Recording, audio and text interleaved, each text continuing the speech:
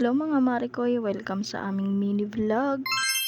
For today's video ay hapon na nga pala ng mga oras na to at itong bata nga ay tulog na tulog. Pero ako gising nagising nga, ay grabe ba. Imbis nga nasabayan ko nga siya sa pagtulog niya, ito nga at nag-video pa nga ang person.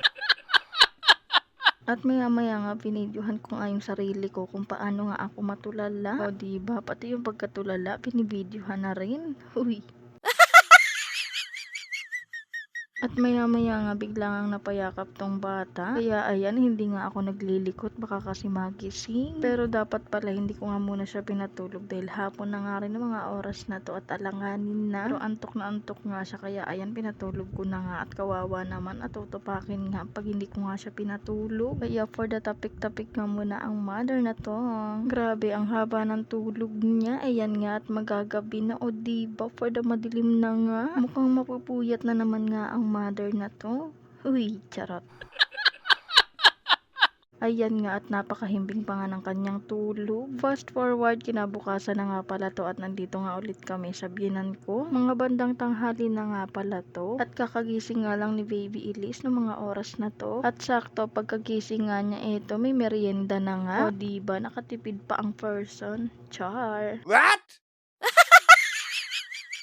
Nakalimutan ko pang pindutin tong heater, kaya ito pinindot ko na nga. Magkakape kasi ang person na to, kaya yan, for the painit nga ako ng tubig. Ito nga pala yung kakapihin ko, stick nga pala yan, nilagyan ko lang ng asukal para nga may tamis-tamis nga siya. Ito naman ang person, huy, grabe naman ang pagkahagard. Takpan ang leki-leki, baka mabash. Char.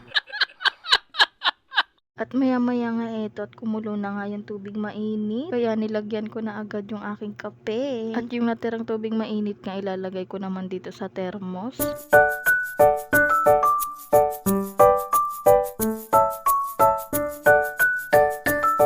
Ito nga pala ang bata at busy nga sa pagkain ng cake. Birthday kasi ng lola ng partner ko, kaya eto nagbigay nga sila ng cake. Ito nga ang bata, binigyan ko na nga sa platito pero ayaw nga niyang kainin. Ang gusto pala niya sa karton siya kakain, kaya ayan, pati karton binigay ko na nga sa kanya. Para nga hindi na siya tupakin, binigay ko na nga lang dahil mag-aaway nga lang kaming mag-ina. At ayan, for the kain-kain na nga ang person, mukbang yarn.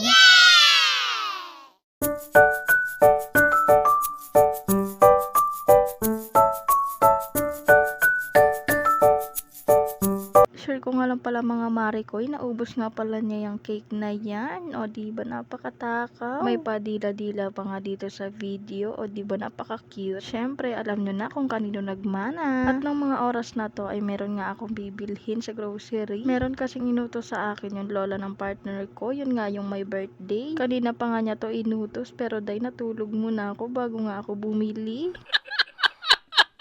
Hindi ko na nga sinama si Baby Elise at baka nga magturo-turo. Wala pa naman akong pera. Char. Ito nga siya, titatry ko nga ulit tong mic ko na ginagamit na pang voice over. Hindi ko na kasi nagagamit.